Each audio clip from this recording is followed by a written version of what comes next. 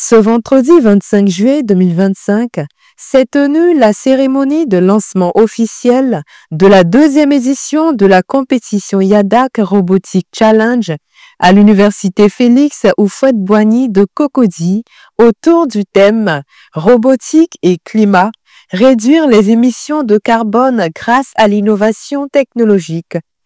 L'objectif, placer les jeunes au cœur de l'innovation par la robotique. Ils doivent travailler avec l'intelligence artificielle.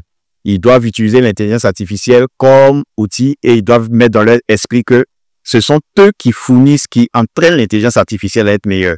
Cette compétition s'adresse à des jeunes talents passionnés de robotique, membres d'universités, d'écoles, de clubs ou d'ONG, afin qu'ils puissent faire preuve d'ingéniosité pour démontrer le potentiel de la robotique à travers des solutions innovantes et pertinentes de réduction des émissions de carbone. Déjà, nous trouvons que la robotique, c'est vraiment quelque chose de très intéressant.